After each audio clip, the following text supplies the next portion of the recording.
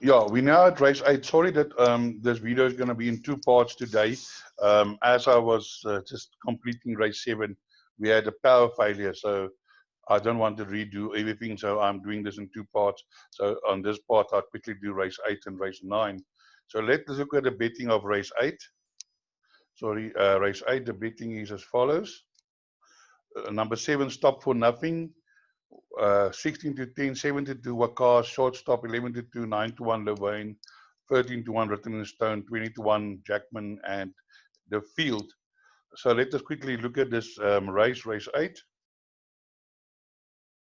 Race 8. Okay, we got Written in Stone. Written in Stone is running good races, been there and thereabouts. Last time out, he didn't run. He was only a reserve. He ran second to Gem Cutter. Gem Cutter on Tuesday ran second again. Louvain is also has improved. That day on the Vaal behind the 4th of February, 40 to 1. I had the total sum of 20 rand on this horse to win this race at 40 to 1. So I made a nice thing because this Louvain has always shown ability, and it looks to me like he's improving. I do see they still give the right to Dion Sampson. He knows this horse well, so definitely a horse that you must put into play. And let's look at Bakars or PS Stradom, always a dangerous horse. Has won 3 times. Last year, August won 2 in a row, and August, October. And he's showing forms coming back to form again.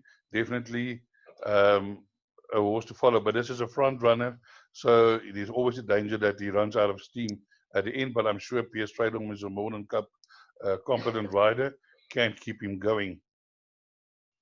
Then some other horses in this field, Curious. I don't know what happened here. Coming up a rest, keep an eye on this one, can be involved, but remember, this horse only had 5 runs, is still a maiden, running against multiple winners, not for me. Out of Rainbow, Oshavis, this horse can be anything and won well on a 1600 meter of Vaal. Yeah, it's coming in on a merit rating of 67.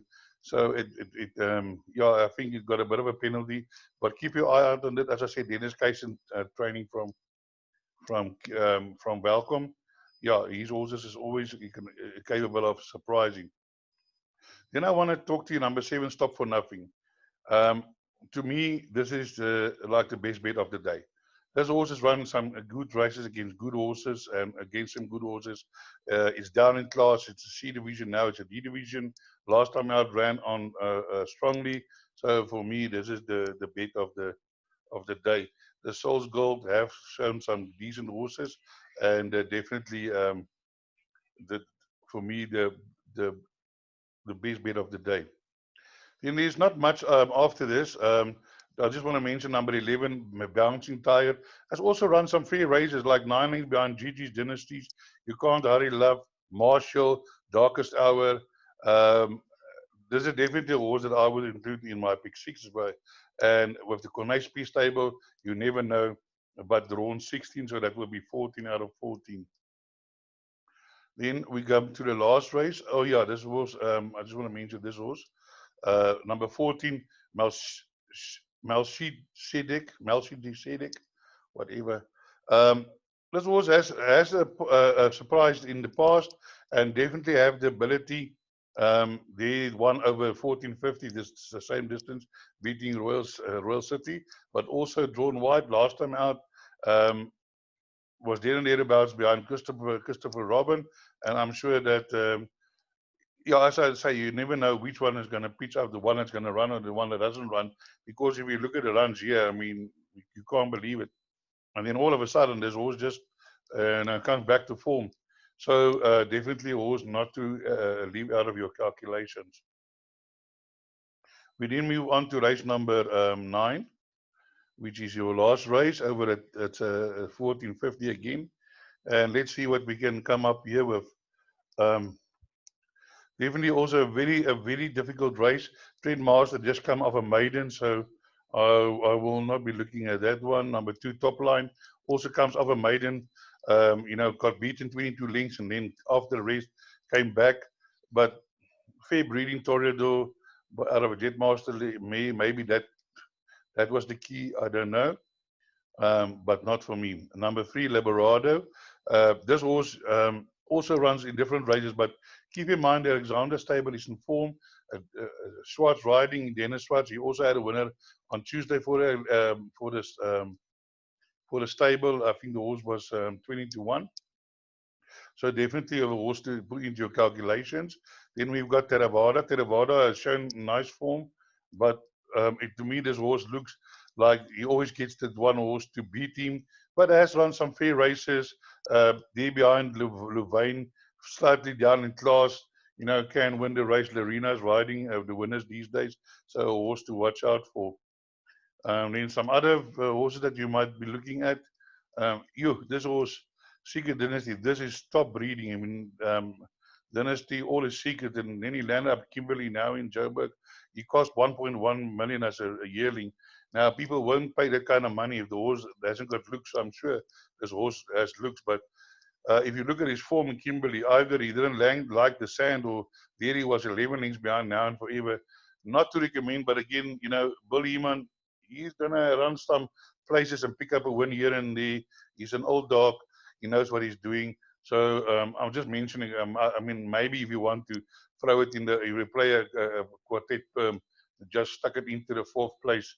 Just now it comes up on you, and then you can have a nice collect a nice payout.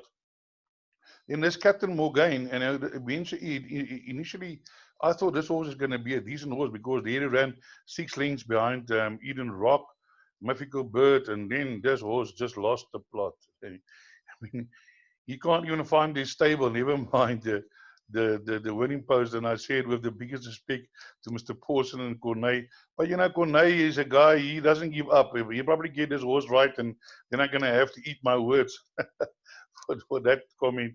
But anyway, Private Ruler has won 7 races, so definitely not a donkey. He hasn't won over this distance, but he has been placed last time out 2.5 behind Campama. Here it was a half length behind Christopher Robin. You also running today. So maybe a horse that you want to include in your back end of your quartets or for places. Midnight Top won a maiden a few after 2 thirds in a row, won a maiden and then ran behind Muscardiffa. Always there and thereabouts. Last time out before the race, just got beaten by Flying North. Definitely a horse that you can also be aware of. Then I just want to mention the Brass Way. Also Corneille Spies, the same owner as Louvain. Samson also riding.